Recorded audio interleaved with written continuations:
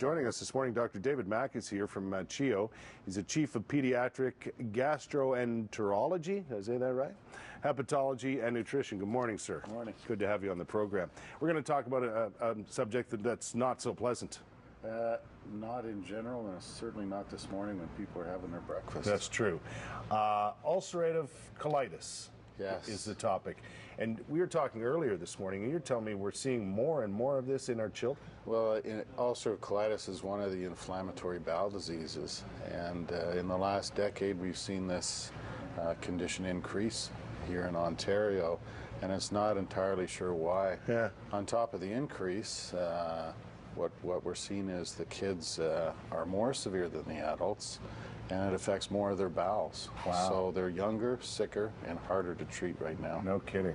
No idea why that's happening. Well, there's a few theories out there right now. Certainly there's a genetic predisposition. A lot of work has gone into that, but that's not the answer. Mm-hmm. I mean, people can have these genes and never have it triggered. So the real question is what's triggering it. Okay. Now we have a few ideas, and there's a few things that are known. There's some medications like Accutane. That's used for acne. Right. There's some painkillers that can trigger it out in some people, but to a large extent we have no idea. Really? It's just happening. It's just happening, and the kids are coming in really quite sick. Yeah. I know you've been using this drug, and now it's finally approved by Health Canada, right? Remicade, is that what it's called? Yes. So there's a lot going on really with this area because it is increasing. So some of the areas is why is it happening, how's it affecting the kids and the family, and then how best to treat it, and how best to diagnose it and follow it up. And oftentimes we're having to do the endoscopy, and that's a big deal. Yeah. So we're looking for less invasive ways, and our group's been involved with a number of centers, and I think that's one of the big changes, is groups are getting together. Is that right? To do large, important studies. Yeah.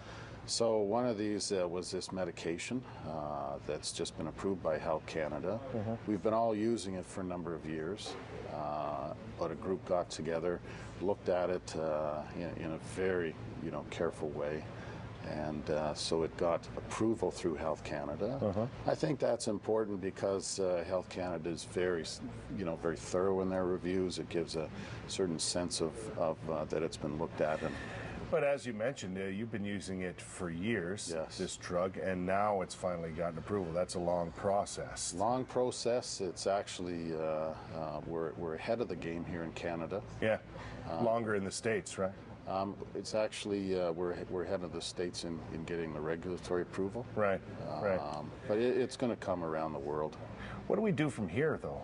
I mean, would it help to know why this is happening? I guess it would, but... We need to know why, and we need a cure. All we're doing with these medications right now is trying to control it.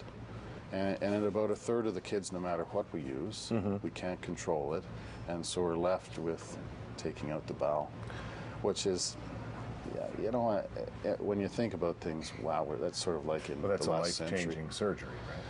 Well, it's like a last century type of thing. If you can't cure it, take it out. So I think we need to, this is a medication that helps, but it's not the answer yet. More research and understanding what's going on. Why is it increasing? Yeah, I know. It's like a lot of immune things. We were talking a little bit. It's not just inflammatory bowel disease. We went to school. Who heard about peanut allergy? Nobody had peanut allergies when we went to school. Now you can't come within big areas. So it's part of this group of conditions, immune, and this is these kids have symptoms that just nobody likes to talk about. It's so sad. And it's hard on them, and most of the time we can get them under control, but not always. Yeah. Well, best of luck in your work, and I know you and a team of doctors here and around the world are working on this around the clock, trying to find a way to battle it. And a lot of people at CHEO trying to help with all the kids in this community as well. It's not a one-man show by any means. No. Thanks for coming by to see us today. Thanks. 7:14. This is CTV Morning Live. We'll take a break. We'll be right back after this. And now you